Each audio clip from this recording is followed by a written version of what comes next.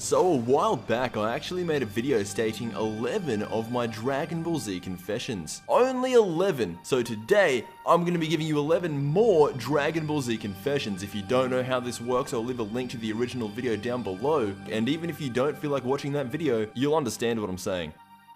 If I were to rank Dragon Ball Z, and Dragon Ball GT out of 10, Dragon Ball would get a 9, Dragon Ball Z would get a 9.5, and Dragon Ball GT would get a 7, because GT was not that bad.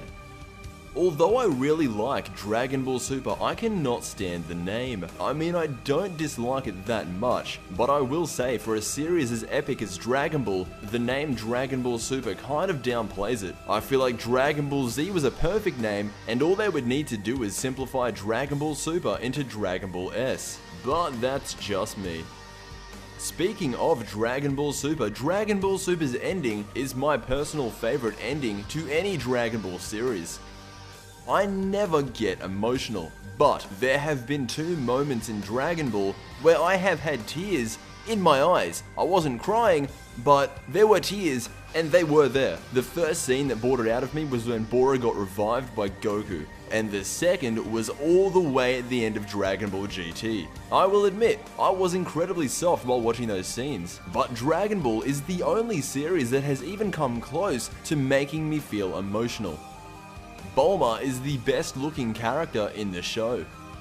My favorite Dragon Ball Z movie of all time, excluding Battle of Gods and Resurrection F, is a tie between Fusion Reborn, the first Cooler movie, and the original Broly movie, and my least favorite movie is Bio Broly. As much as I love Beerus, I would love to see him die, just to see how things would play out and who the next God of Destruction would actually be. Would it be the person who killed him, or would it be someone completely different? Who knows?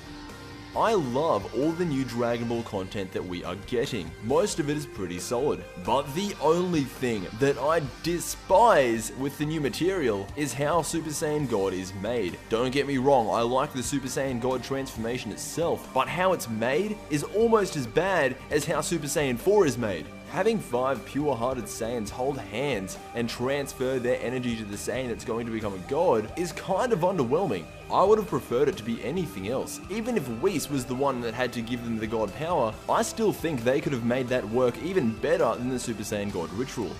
The pinnacle of Dragon Ball, in my opinion, happened when Goku first started fighting Mercenary Tao for the second time after he got trained by Korin. The pinnacle of Dragon Ball Z was obviously Teen Gohan Super Saiyan 2, and the pinnacle of Dragon Ball GT was the ending.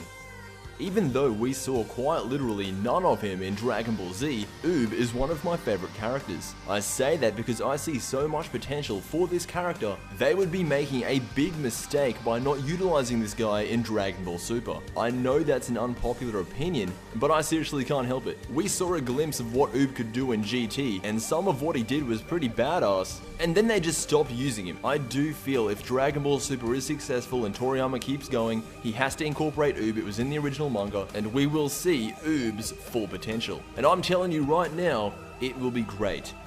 Dragon Ball for me is one of the only series where I would wipe my mind just to have the experience of watching it again.